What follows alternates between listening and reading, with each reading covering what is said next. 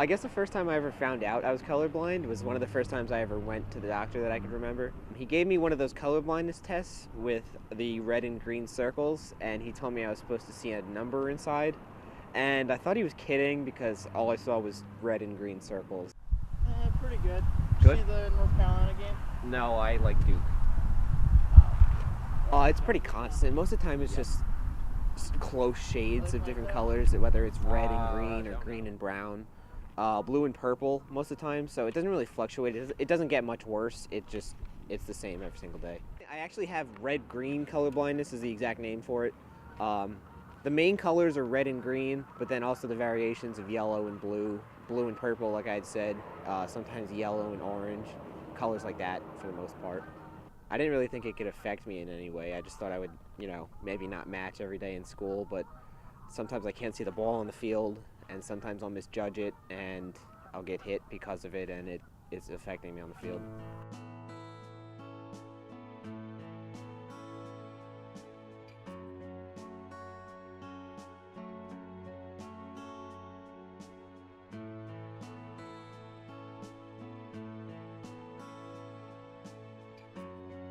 So far, 3 travel teams have turned me down because of my inability to consistently see the ball.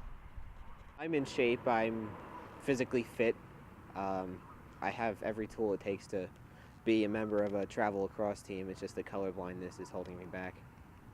As a teammate, I mean, I could see how Corey he really doesn't have the same confidence that most of the kids have out there. Just him knowing that he's not going to be able to distinguish in and out of bounds or tell the other team from his own team, I could just tell that he's not as confident in his own level of play like most of the other kids can be. I'd say Corey's biggest challenge probably has to be just keeping one team apart from the other. With the jerseys, a lot of them do look pretty similar, and with him not being able to tell one color from the next, he really has trouble telling who to pass it to. I mean, he knows their faces, but he doesn't know the jerseys, and if he's far away, he can't always tell. I was at first attracted to lacrosse when I was about 8 or 9, and my brother played in high school, and we would always play in the backyard.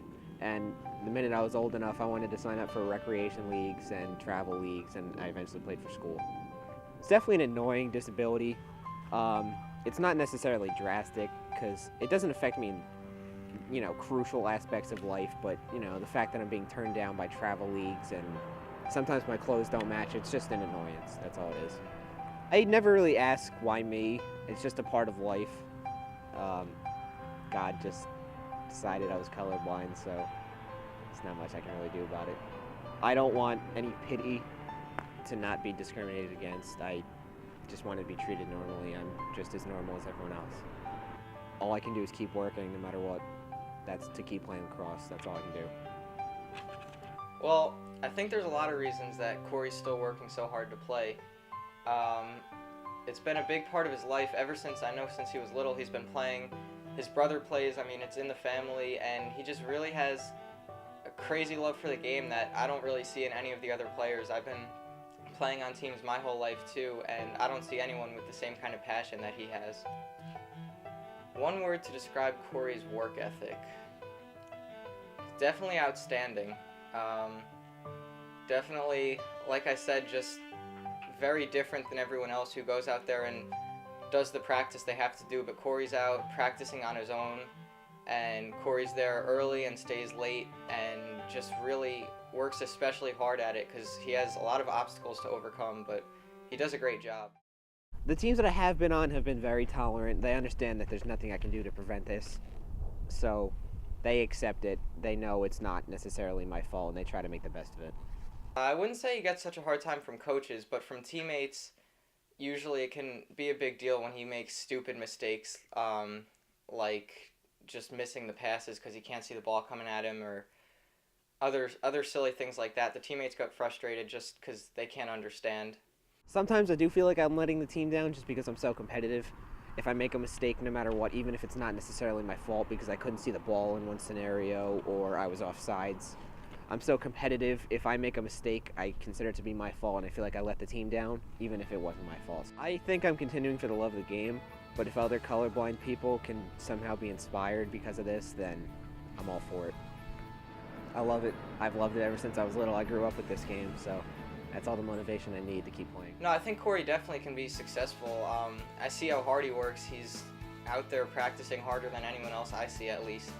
And he just does a really good job putting in the extra time, and if he keeps at it, I know he's gonna excel. Keep trying. Just because you have a disability does not mean you can't play. I've been turned away from 3 teams and I continue to play. Just don't give up no matter what. That's all.